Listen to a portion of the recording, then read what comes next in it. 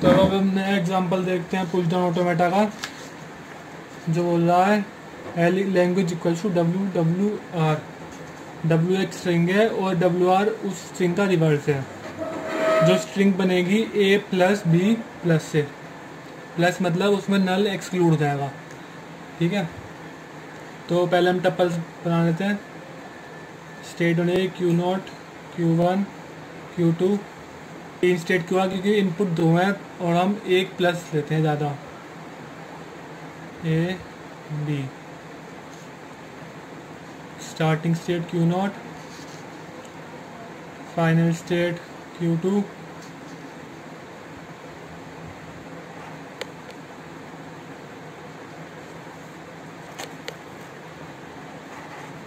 ठीक है। फिर एक जेड नॉट मतलब स्टैक सिंबल, और इस टेक्स्ट के अंदर जो इंक्लूड होंगे सारे सिंबल। क्यू नोट आएगा, तो वही सबसे अब पहले हम एग्जांपल ले लेते हैं। ए प्लस बी प्लस का मतलब क्या होगा, मतलब ए ए बी बी, और अब इसका ही रिवर्स बी बी ए। ठीक है, ये डब्ल्यू आर। ये ऐसे एग्जांपल हम एक कंसिडर कर लेते हैं अपने मन में। तो बकेट ली मतलब एक स्टैक ली, स्टैक में सबसे पहले क्या होगा जेड नोट। ठीक है, मेरी पुरानी वाली वीडियो देख लीजिए अगर आपको नहीं पता। सबसे पहले होगा Z note top of the stack, तो उसके अंदर हम ए डालेंगे। ए डाल सकते हैं या बी भी डाल सकते हैं, या B B A B B. A भी आ सकता है पहले, बी भी आ सकता है। ठीक है, तो पहले हमने डाला a input symbol, top of the stack Z naught, और बकेट के अंदर गए ए जेड नोट। ठीक है, या बी डाल सकते हैं और हो गया बी जेड नोट। अब फिर से ए आ गया, एक बार आ गया, दो बार आ गया, तीन बार आ गया, तो टॉप ऑफ द स्टैक क्या होगा ए, और ए। और अगर बी आ गया तो बी बी और बी बी। मतलब ये हमारी स्टैक है, यहाँ पे टॉप ऑफ द स्टैक क्या है जेड नोट। अब हमारा ए पुश हुआ, तो जब ए पुश हुआ मतलब input symbol A, top of the stack Z naught, और बकेट के अंदर क्या हो गया ए जेड नोट। अब माना ए नहीं हुआ, बी हुआ पुश, तो बी इनपुट सिंबल, फिर top of the stack Z naught और बी जेड नोट। अब फिर जब हमारा दूसरा ए आया या दूसरा बी आया, तो टॉप ऑफ द स्टैक ए या बी हो सकता है, तो ए बी बी बी। ठीक है,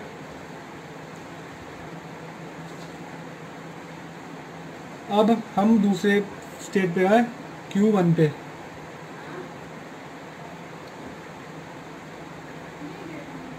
एक केस और हो सकता है इसके अंदर, जब हमारा ए है और एकदम बी आ गया। ए है, इसे हम यहाँ लिखेंगे क्योंकि ये रिपीट नहीं हो रहा। ए है और एकदम बी आ गया, मतलब ऊपर ए है इनपुट सिंबल और पहले से ही बी है तो ए बी, और अगर बी है और पहले से ही ए है तो बी ए। ठीक है, अब हम पॉप करेंगे। अब नेक्स्ट स्टेप में हमारा शुरू होगा पॉपिंग। कैसे, अब हमारी लेट कर लीजिए, हमारी स्ट्रिंग आ चुकी है यहाँ पे ए बी। ठीक है, अब हमारा आएगा बी या ए, या तो ए बी आ सकता है या नीचे बी ए आ सकता है। तब हमारा पॉपिंग स्टार्ट होगी। पॉपिंग के लिए क्या हम यूज़ करेंगे, नल सिंबल। ठीक है, टॉप ऑफ द स्टैक क्या होगा ए और नल और ए, मतलब सिंपल ए लिख दिया हमने, या नल सिंबल बी और बी। ठीक है, अब हमारा Q1 पे आ गए। अब Q1 पे आ गए तो अब हमने ए और ब्लैंक नल, या बी नल, या अब हमारा Q2 पे आ जाएंगे क्योंकि हम हमारी जो ब्लैक मतलब स्ट्रिंग है वो ख़त्म हो गई। अब हम टॉप ऑफ द स्टैक पे आएंगे जो हमारा जेड नोट था शुरुआत में। इसके लिए हम क्या लिखेंगे, नल जेड और जेड। हमारा ए और नल क्यों आया, ए मतलब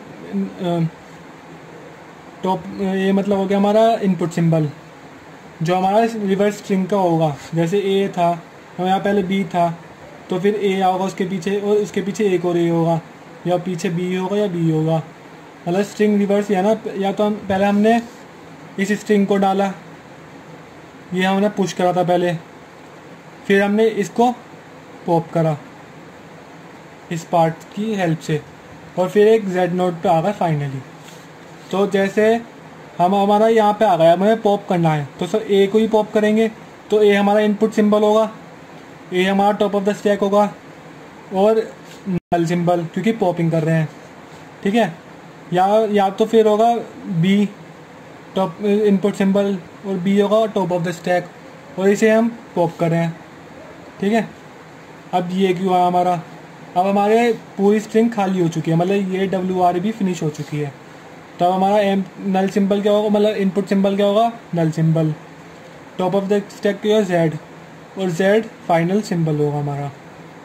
तो अब हम कह सकते हैं the string is accepted. Thank you. अब मैं इसका ट्रांजैक्शन फंक्शन लिख कर दिखाऊंगा आपको, तो समझना और देखते रहना, ठीक है। ट्रांजैक्शन फंक्शन, तो सबसे पहले हमारा क्या आया था, क्यू नोट पे चल रहे थे। सबसे पहले क्या आया हमारा, ए और जेड नोट, ठीक है। ए हमारा इनपुट सिंबल और Z top of the stack, उसी स्टेट पे है, और हमारा ए जेड नोट, ठीक है। फिर हमारा क्या, फिर हमारा बी आ गया था एकदम, तो बी जेड नोट। एक तो ये कंडीशन हो गई। फिर दूसरी कंडीशन जब हमारा ए आ गया था फिर से, जब top of the stack A था, या फिर बी आ गया था जब top of the stack B था। तो दूसरी कंडीशन ये हो गई। अब तीसरी कंडीशन जब ए था टॉप ऑफ द स्टैक और एकदम बी आ गया,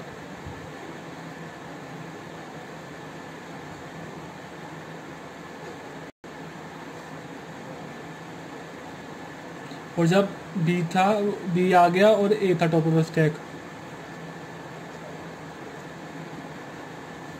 ठीक है। ये तीन कंडीशन हो गई शुरुआत की, ठीक है।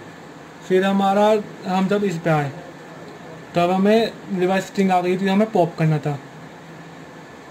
तो क्यू नॉट पॉप और टॉप ऑफ द स्टैक ए,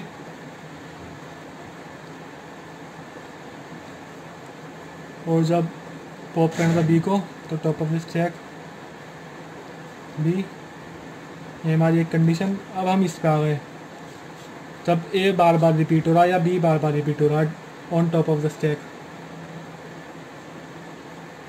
तो वो स्टेट चेंज हो जाएगी क्योंकि हम Q1 पे आ गए।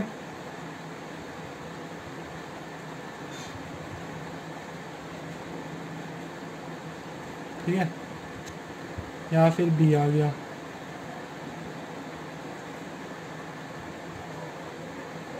ठीक है, और एक लास्ट कंडीशन, जब स्टैक एम्प्टी हो गई और टॉप ऑफ द स्टैक क्या बचा हुआ, खाली जेड नोट।